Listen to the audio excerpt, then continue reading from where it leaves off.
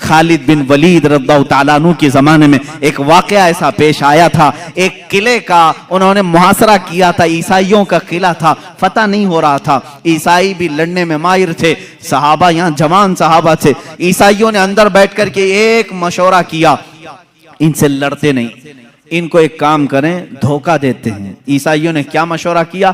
3 دن کا ٹائم لے لو اور ان سے کہو بازار سے گزرتے ہوئے آؤ۔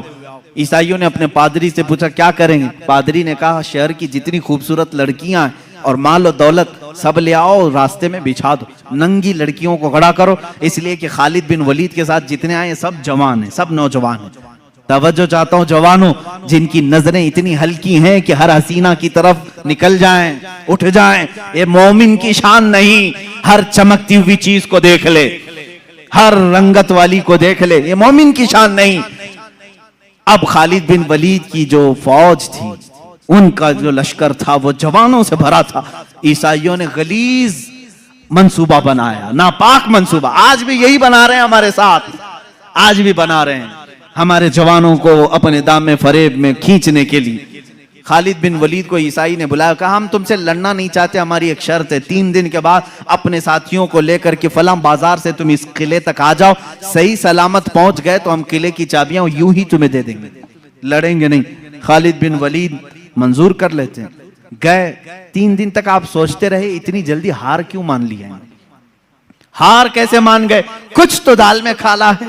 اس کے بعد 3 دن گزر گئے، اپنی فوج کو لے کر وہ جیسی بازار میں آئے، حسیناؤں پر نظر پڑ گئی، آدھے لباس میں، کچھ ننگے لباس، نیچے مال و دولت بچھایا ہوا ہے۔ یہی 2 چیزیں تو جوان کو خریدتی ہیں، ایک شباب ہے، ایک دولت ہے، حسن و شباب، اس کا دل دادا ہے یا دولت کا دل دادا ہے؟ جوان انہی 2 چیزوں کے پیچھے اپنا سارا تقوی ختم کرتا ہے، ایمان بیچ ڈالتا ہے۔ لیکن وہ خالد بن ولید کے جو جوان تھے رک گئے، جہاں تھے وہیں قدم رک گئے۔ حضرت خالد بن ولید نے پلٹ کر کے کہا اے جوانوں، آج تمہارے امتحان کا دن ہے۔ جہاد کے میدان میں نہیں کہا امتحان کا دن، کہا یہاں امتحان کا دن ہے۔ لڑائیوں میں تو وہ ماہر تھے، کسی تلوار سے خوف کھانے والے نہیں، لیکن یہ حسن و جمال کی تلواریں اگر کہیں کاٹ ڈالیں تو بھیانک نتیجہ آ سکتا ہے۔ خالد بن ولید نے کہا اگر آج تمہارا کسی کا بھی قدم ڈگمگایا، قیامت تک آنے والی امت تم پر لعنت بھیجے گی، اور اگر سنبھل کر چلے آنے والی نسلیں تم پر رحمتوں کے پھول برسائے گی۔ پوچھا ان جوانوں نے ہمیں کیا کرنا چاہیے؟ خالد بن ولید نے کہا کچھ بھی مت کرو، اپنے نبی کی سنت پر عمل کرو۔ کہا کون سی سنت پر؟ کہا کیا تم نہیں جانتے میرے مصطفیٰ صلی اللہ علیہ وسلم جب بازار میں چلتے تھے تو اپنی نظریں نیچی کر کے چلتے تھے؟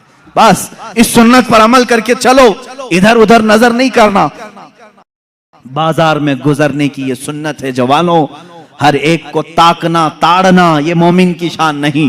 اسی لیے میرے آقا نے فرمایا بازار میں سب سے پہلے منافق داخل ہوتا ہے اور سب سے آخر میں منافق آتا ہے، پورا وقت وہ بازار میں دیتا ہے۔ مومن تھوڑی دیر کے لیے جاتا ہے، اپنا کام کر کے واپس آ جاتا ہے۔ اور حضور نے منافق اور مومن کی دونوں شان بیان کی۔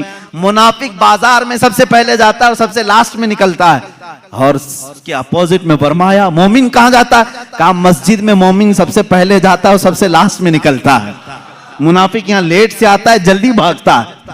بہرحال صحابہ کو حضرت خالد بن ولید نے کہا، اب صحابہ کے گزرنے کا انداز جو لکھا ہے تاریخ میں، اللہ اکبر، ایسا گزر رہے تھے کہ اگر ان کے سروں پر اگر انڈا بھی رکھ دیا جاتا تو نہیں گرتا، ایسے بالکل فوجیانہ چال وہ چلتے ہوئے ادھر آئے۔ وہ تو عیسائی فاتحانہ شان اور جشن منانے کی تیاریاں کر رہے تھے کہ سارے بہک گئے ہوں گے، سب غرق ہو چکے ہوں گے، ابھی ہم ان پر حملہ آور ہوں گے۔ لیکن تھوڑی دیر میں یہ پوری فوج کو صحیح سلامت دیکھا، وعدے کے مطابق اس عیسائی پادری نے چابیاں تو دے دی۔ خالد بن ولید سے پوچھا اے خالد یہ کون سی فوج جمع کیا تم نے؟ یہ کون سے جوان ہیں؟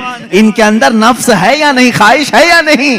حضرت خالد بن ولید نے مسکرا کر ایک تاریخی جواب دیا تھا، کہا اے نادان، تو نے ان آنکھوں کو خریدنے کی کوشش کی جن آنکھوں میں جمال مصطفیٰ بسا ہوا ہے۔